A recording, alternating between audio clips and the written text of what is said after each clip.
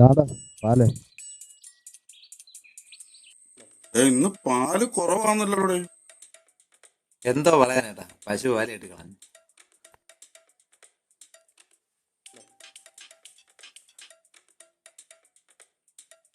കുഴപ്പമില്ല ഏട്ടാ, നാളെ പരിഹരിക്കാം.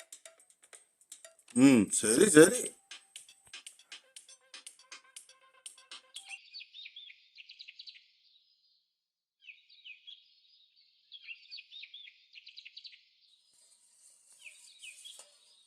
രണ്ടുപേരും കൂടെ എങ്ങോട്ടാ പോവാ? നമ്മുടെ വീട്ടിൽ വന്ന്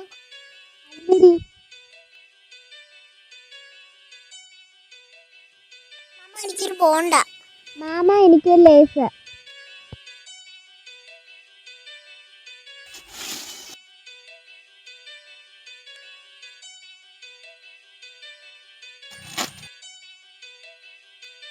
ദാണ്ട മാമ പൈസ.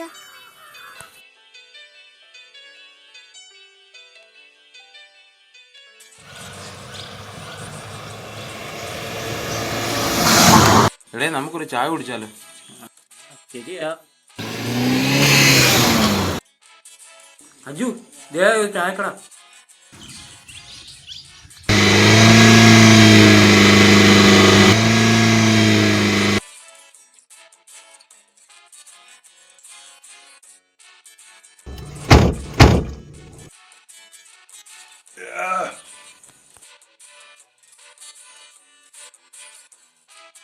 ചേട്ടാ 3 സ്ട്രോങ് ചായ.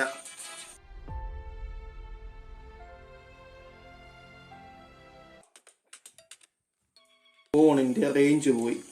ആർക്കാ അറിയാത്തത് നിന്റെ ഒരു റേഞ്ച്? നിന്റെ വായ നടക്കാമോ?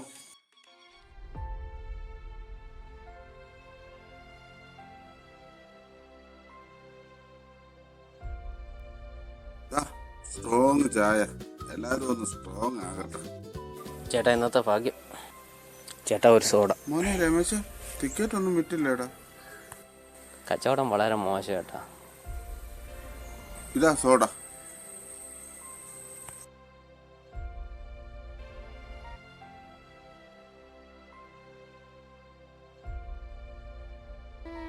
മക്കളെ, നിങ്ങൾ 3 പേരില്ലേ? നിങ്ങൾ ഓരോരുത്തരും ഒരേ ടിക്കറ്റ് എടുത്ത് ആ ലോട്ടറി കൊണ്ട് വന്ന ആ പയ്യനെ ഒന്ന് സഹായിക്കാമോ? അതിന് ഞങ്ങൾ എന്തോ വേണം ചേട്ടാ? ചേട്ടന് വേണമെങ്കിൽ സഹായിക്ക്. ഞങ്ങൾ ലോട്ടറി എടുക്കാനല്ല വന്നത്. ലോട്ടറി എടുക്കണമെങ്കിൽ അകത്തോട്ട് കയറി വരാൻ പറയട്ടാ. രമേശ, ലോട്ടറി കൊണ്ട് അകത്തോട്ട് കയറി ചെല്ലും. ഇന്നത്തെ ഭാഗ്യം. ചേട്ടന്മാരെ, ടിക്കറ്റ് എടുത്ത് സഹായിക്കാമോ? ഈ ടിക്കറ്റ് അടിക്കുന്നതാണോടെ? എന്തായാലും ഒരു ടിക്കറ്റ് എടുക്കണ നീ. എടാ എടാ, ഇത് നമ്മുടെ സ്കൂളിലെ ഒന്നാമനല്ലോടാ. ഇപ്പൊ അവൻ കോടീശ്വരനാടാ. എടാ അനസെ, അന്നേ നമ്മൾ വിചാരിച്ചില്ല ഇവന്റെ ഗതി ഇങ്ങനെയൊക്കെ. എന്തിനാ നിൽക്കുവാടാ? നീ പോടാ, ഒന്ന് പോയി താടേ. എന്തിനാടാ ഇവന്റെ ലോട്ടറി? പറഞ്ഞു വെറുതെ കോടികളുടെ ഒന്നാമനെ. കോളേജ് പഠിത്തം കഴിഞ്ഞോടാ. വേറെ എന്തെങ്കിലും ജോലി ചെയ്ത് ജീവിക്കടേ. ഓടേ, ഇതിന് വേറെ ജോലിയൊന്നും കിട്ടിയില്ലൂടെ. അത് ശരിയാടേ.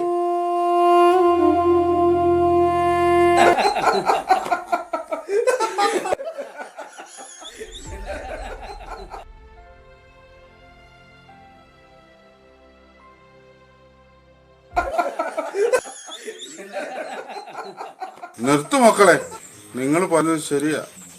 സ്കൂളിലും കോളേജിലും അവൻ ഒന്നാമനായി. ഈ നാട്ടിലെ മുഴുവൻ ആളുകളെയും അഭിമാനവും. ഞങ്ങൾ എന്ത് വേണം ചേട്ടാ? അവൻ എങ്ങനെ ഈ അവസ്ഥയിലായെന്ന് നിങ്ങൾക്കറിയാവോ?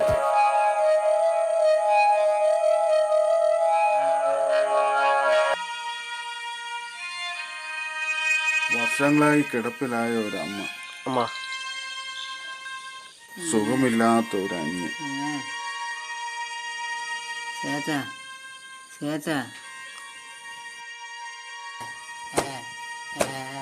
അവന്റെ അച്ഛൻ മരിച്ചതിന് ശേഷം അവന് ഈ ലോട്ടറി വിറ്റും അല്ലറ ചില്ലറ ജോലികൾ ചെയ്തും ആണ് ആ കുടുംബം പട്ടിണിയില്ലാതെ നോക്കുന്നത്. ഒരു കുടുംബത്തിന്റെ അവസ്ഥ മനസ്സിലാക്കി വേണം നമ്മൾ സംസാരിക്കാൻ.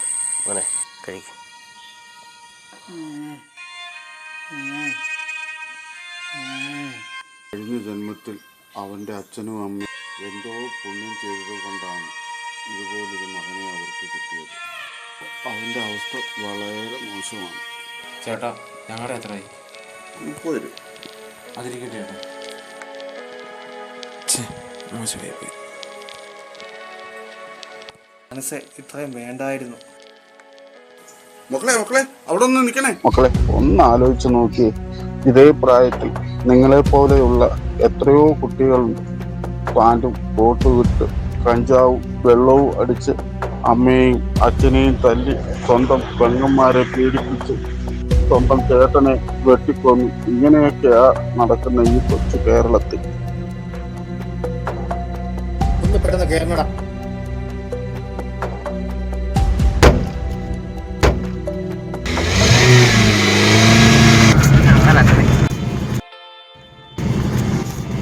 നമ്മളെന്തായാലും അവനെ കുറ്റപ്പെടുത്തുകയും കളിയാക്കിയത് തീരെ ശരിയായില്ലടാ. ശരിയാടാ, അവനെ കണ്ട് നമുക്ക് ക്ഷമ പറയണം.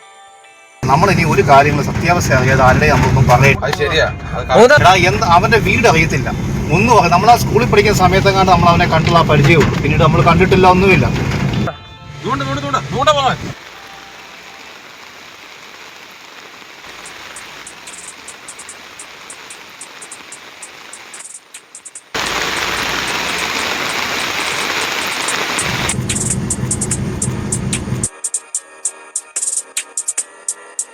രമേശാ, എടാ